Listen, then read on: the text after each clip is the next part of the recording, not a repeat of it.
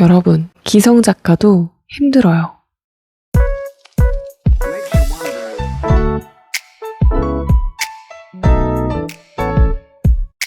안녕하세요. 김 작가입니다. 오늘은 기성 작가의 글럼프 극복 방법과 기성 작가로서 힘들었던 점에 대해서 한번 얘기를 나눠보려고 합니다. 처음엔 글럼프 극복 방법에 관한 콘텐츠를 만들려고 했는데 글럼프 극복 방법에 대한 콘텐츠가 워낙 많이 나와 있잖아요.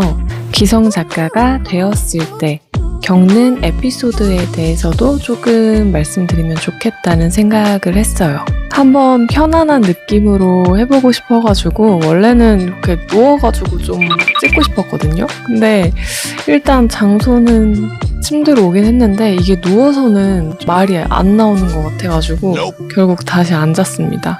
하지만 뒷배경이 조금 달라졌으니까 좀 다르긴 하겠죠?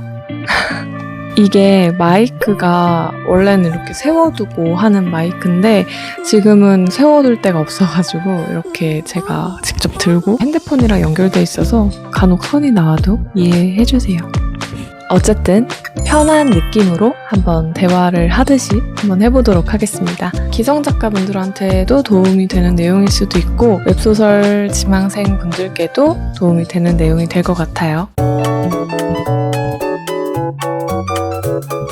글이 막힐 때 제 극복 방법은 좀 간단해요. 첫 번째로는 바로 글과 단절하는 것이고 두 번째는 바로 글과 정면 돌파를 하는 겁니다. 첫 번째 단절의 방법은 바로 인풋입니다. 인풋이 뭐냐면 저희는 계속 아웃풋을 하잖아요. 이야기를 창작하면서 만들어내요. 그러니까 반대로 이야기도 저희가 흡수를 해야 되겠죠. 그래야 나올 게 또 생기니까요. 그래서 저는 글이 막힌다, 잘 써지지 않는다 하면 드라마, 영화, 책 아니면 타 웹소설을 보면서 시간을 보냅니다. 하루 이틀 정도를 그냥 쭉 인풋만 하다 보면 어느샌가 갑자기 막힌 부분이 뻥 뚫릴 때가 있어요. 얼마 전에 저도 조금 안 좋은 일이 있었는데 안 좋은 일을 겪고 나서 글이 너무 안 써져가지고 제가 최근에 안녕 나야라는 드라마에 빠졌는데 이거를 하루 그러니까 8시간 동안 정주행을 해가지고 최신편까지 다 봤습니다. 최신편이 14화인데 제가 드라마를 볼 때 시간을 그거를 다 쓰기가 아까워가지고 1.5배속으로 보거나 1.7배속 막 이렇게 드라마를 봐요. 이제 그거를 8시간 내로 클리어를 하고 다시 글을 썼다는 후문이 있습니다. 구독! 두 번째 정면 돌파는 뭐냐면 바로 내 소설을 그냥 쭉 끝까지 한번 정독을 하는 겁니다. 여러분들 드라마를 할 때요. 그게 편수가 굉장히 많고 씬이 많잖아요. 그러다 보니까 씬 리스트라는 걸 회차마다 만듭니다. 이거는 이제 보조작가 때 했던 경험인데 이 씬 리스트라는 거를 만드는 걸 웹소설에 그대로 적용을 해가지고 소설이 안 풀릴 때 저는 1화부터 해서 씬 리스트를 한번 만들어 봅니다. 정독을 하면서 간단하게 요약 정리를 하다 보면 내가 어느 부분에서 막히게 됐는지 어떤 설정에 오류가 나서 내가 이 부분이 막히게 됐는지를 한눈에 알아볼 수가 있어요. 글럼프 극복하는 방법은 굉장히 간단하죠. 글이 막힐 때 이런 식으로 글과 단절을 하거나 아니면 정면 돌파를 해서 내가 막힌 부분에 어떤 문제가 있는지를 한번 살펴볼 수가 있습니다. 이것만 말하면 이번 컨텐츠가 재미가 없겠죠. 제가 갑자기 왜 기성 작가의 힘든 이야기를 한번 해보는 게 좋겠다라고 생각을 했냐면 사실 저한테 최근에 어떤 일이 좀 있었어요. 제가 현재는 필명을 공개하지 않고 있기 때문에 어떤 플랫폼이라고 말하기는 좀 그런데요. 제가 런칭한 작품 중에 가장 최근 작품이 어떤 플랫폼에 가장 좋은 이벤트를 받고 들어갔었습니다. 이벤트 잘 받았고 그거에 대한 성적도 그렇게 나쁜 편은 아니었어요. 물론 대박은 아니었지만 이 이벤트 아래로는 결코 가지 않을 거라고 제가 장담을 한 거죠. 자만을 좀 했습니다. 그런데 그동안에는 그게 자만이라는 생각도 하지 않았어요.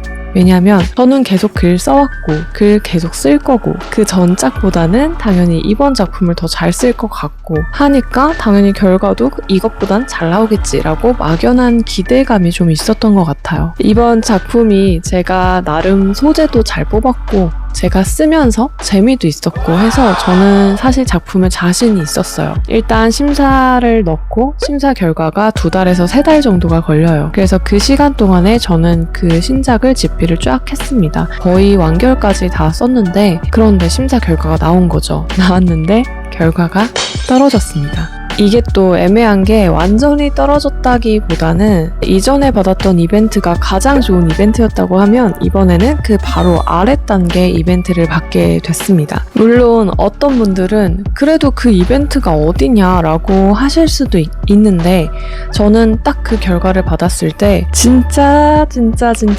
솔직하게 말하면 자존심이 상했어요. 더 발전이 돼야 되는데 오히려 퇴화한 것 같고 나는 더 잘 쓴 것 같은데 더 못 쓴 것처럼 느껴지는 거죠. 그래서 그 결과를 받고 한동안 굉장히 우울하고 좀 무기력했어요. 그래서 제가 유튜브에 영상을 올리는 것도 사실 이제 이전 영상으로 편집만 해서 올리고 새로 영상을 찍지를 않았습니다. 영상을 찍을 기분이 안 나더라고요. 하지만 제가 지금 이 컨텐츠를 제작할 수 있다는 거는 극복을 했다는 얘기겠죠?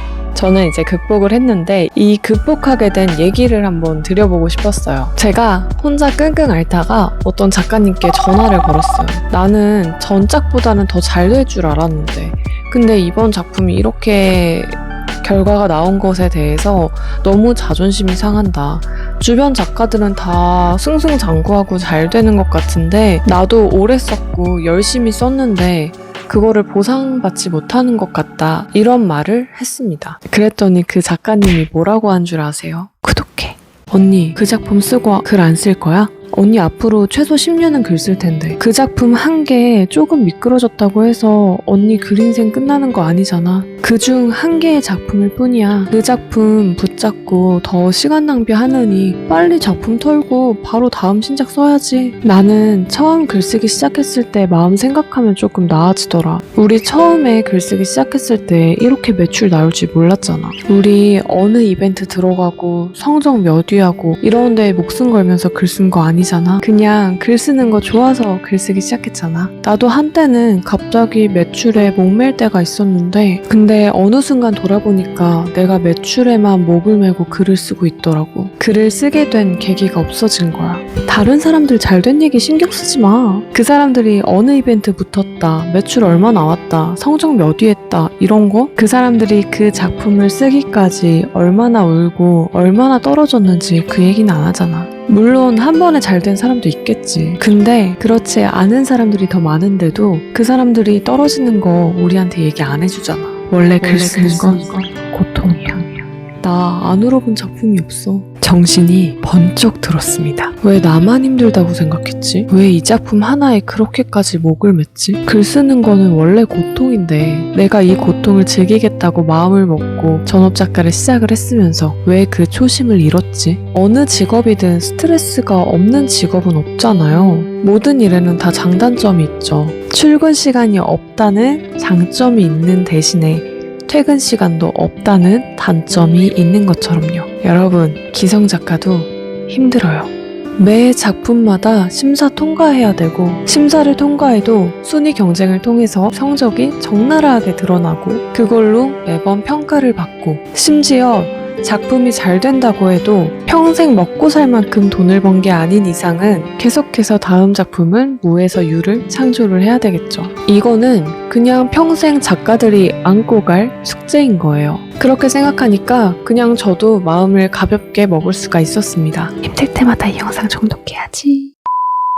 오늘 영상이 웹소설 작가를 희망하시는 분들께 웹소설 작가라는 직업에 대해서 조금 더 깊게 고민할 수 있는 시간이 되었길 바라고요. 또 기성작가 분들께도 조금이나마 위로가 되는 이야기였기를 바랍니다. 구독할 거지?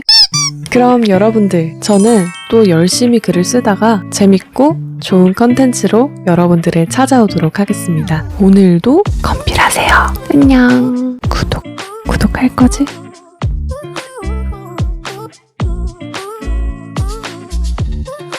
안녕하세요. 김작가입니다. 어쨌든 바로 막힐 때